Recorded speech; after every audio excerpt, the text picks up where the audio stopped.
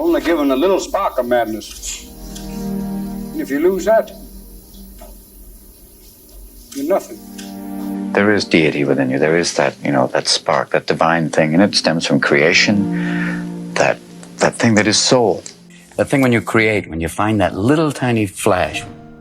I think that sometimes when I perform, that it's just you open yourself up and things pass through you. Performing and doing all these things, we never acknowledge anything negative. People want you to be a certain way. Can you do your best Harvey Levin impression? Sometimes you can't help but be depressed, or, just the nature of being. Performing for the sake of just avoiding.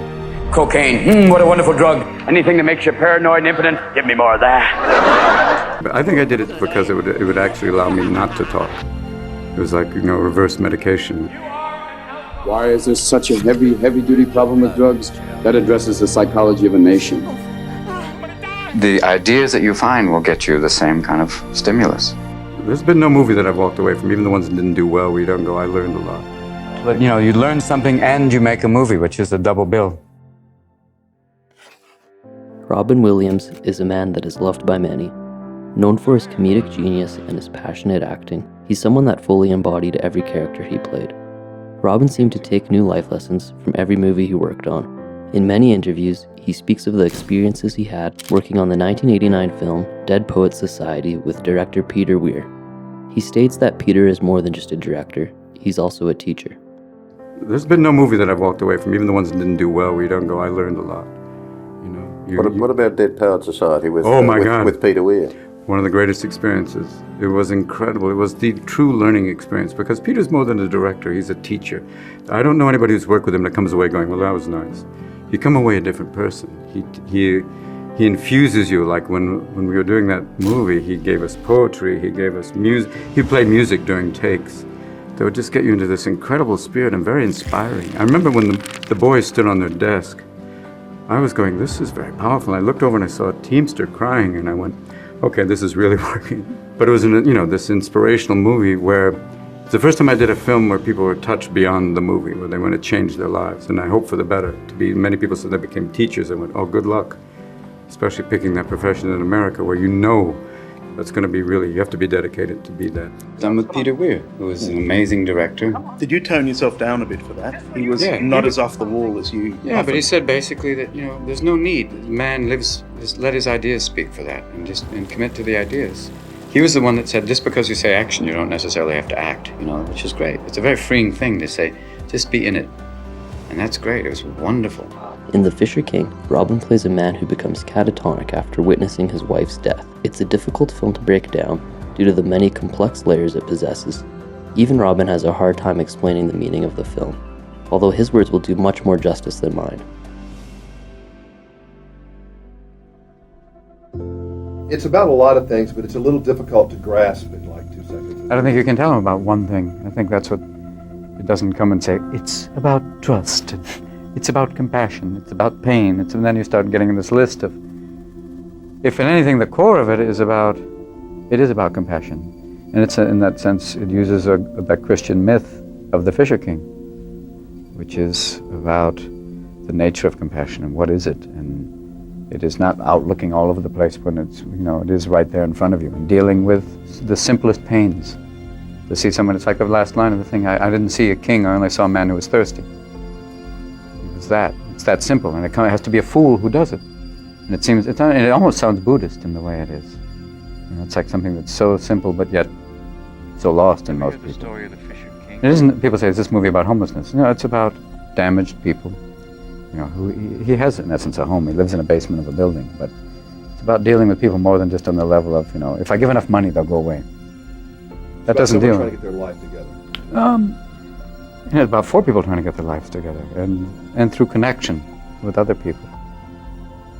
And in the end, that's all you have, There's this incredible loneliness that you can experience, to the point where he creates a whole other person to deal with, to come out of, to find redemption, to find himself again from a horribly traumatic event that happens every other day in America. It's just about impossible to talk about Robin Williams without mentioning his comedies. There's many teachings to pull from his serious roles, but even his comedies offer a substantial amount of wisdom. Here, Robin relates the 1992 film Toys to concerns he has for the younger generation. Kids have too many toys in this country. In the West, indeed, kids have too many toys. It may be true. It also, I think they have toys that don't allow them to use their imagination. So many toys have forgotten how to play.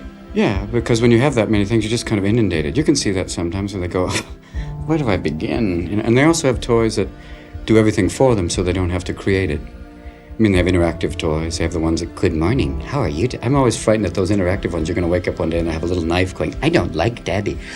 These are the things you have to remember that.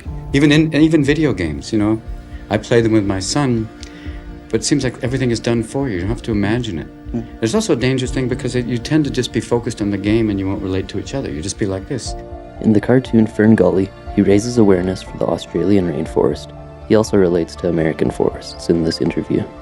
When I did that cartoon Fern Gully, which was trying to just make a point, just to try and, teach a little awareness on that level. This was an Australian setting? Yeah, it was on the Australian rainforests, which you're losing at a rapid rate, and so are we. Everyone, they're cutting them down. In America, everyone talks about the Amazonian rainforest, but America has lost more of their old-growth, incredible woods than any place. And they're all gone, and it's usually just to sell to Japanese for paneling. Do people want to hear Robin Williams tell them that? Don't we want a comedian to divert us from problems we can do nothing about? Yeah, you could, and it'd be quite nice, and then eventually we'll all be doing comedy, and I'll be going, don't you just hate it when your oxygen filter backs up? I mean, you can divert or you can make people aware of it, and that's what comedy can do without, stuffing it down your throat, Many people consider Robin Williams one of the greatest comics and actors of all time. But where is it he gets the inspiration from? I think that sometimes when I perform, that it's just you open yourself up and things pass through you. Like a good vowel movement. You let it go and you find ideas that way. I don't know where they come from and I don't bother asking. For a man that sheds so much light, it's hard to see where the dark side of Robin Williams comes from. A Robin Williams quote that sticks out to me is, all it takes is a beautiful fake smile to hide an injured soul, and they will never notice how broken you really are. It makes me wonder how much time he spent hiding behind his own fake smile. Yeah, at times like that, you understand that Marceau piece that he does that's so frightening, where the man is caught in the comic mask. Yeah, I used to do a thing about that too, called Celebrity, about this man signing autographs with a big smile, goes home and I take something like... And as a monster, but... Yeah, it's like a whole bizarre thing, because sometimes maintaining that is a very scary thing. And not being able to get out of it. Yeah, it's true. You said about sometimes being on, that people want you to be a certain way, and sometimes you can't help but be depressed, or, just the nature of being... How do you work through that? All performers do experience kind of depression, and I once saw a show of Steve Martin's that I thought was quite good, and he said I wasn't really feeling funny that night, but I worked my way through it. We have autopilot. I mean, there's something in your way. There'll be certain things that you can do that will work, but for me, I love to take the chances and improvise. That's when that's the greatest high in the world, when you're trying new stuff. Yeah. Or getting suggestions and playing and doing new things. Mm-hmm. That's my favorite. That's the unknown, the special land. Robin was quite open about his problems with substance abuse over the years. But how did his addictions begin? And where does someone find the courage to step away from these habits? But do you remember getting into it? Getting into it? No. Was it a gradual thing? Or? Yeah, it was very gradual. It's just, and you're off, you're off and running. Of course, there are people who would say, why did you ever need cocaine? Yeah, it's a bit redundant. You're as fast without it as the heaviest cocaine addict would be. Yeah, it's that weird thing. But I think I did it because it would actually allow me not to talk. It was like, reverse medication. Why they give Ritalin to hyperactive children is that idea of kind of, oh, okay, I don't have to talk to people. It just kind of shuts you down, which is, How hard was it to break the grip the second time around? Not hard once you go to rehab. I mean, rehab really? is, that's the beginning of kind of, the idea is you got to surrender. You got to just say, I can't do it. Because, I went to rehab with a lot of doctors and psychiatrists. And the more intelligent you think you are, the harder it is to let go. You think, I got a solution. I'll just drink a little bit. And then you have to go, nope, you lose. You can't do it. You need help. And at that point, that's the beginning. The best known Robin Williams quote, I think, is that cocaine is God's way of showing you that you're earning too much money. Yeah, because I knew people that just literally, snorted their income. You know, the Columbian College Fund.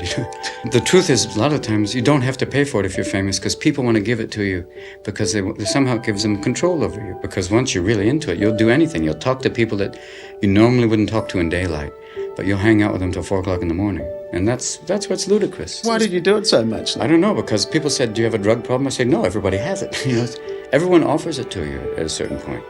It's just developing that skill, which is what they try and teach children, to say, no, there's no need. Why? If you don't enjoy it, why do you keep doing it? Because it's everywhere. And part of me figured out later that it was just this desire. It was a great way to kind of avoid contact with people. As much as it was like partially meeting them, but it was also you pulling back. It's so nice now to have conversations with people. How did you get off it? Just realized this is ridiculous. I was about to have a child, and I didn't want to be going, hey, it's at 4 o'clock in the morning, want to play with Dad? I wanted to be able to not miss that. With drinking, you're jumping over the edge. There was a guy who jumped off the Golden Gate Bridge, and he survived. And they said, do you have anything to say? He said, yes. Halfway down, I thought it was a bad idea. And I had 20 years sober, and then all of a sudden I thought, I could drink again. No, you can't.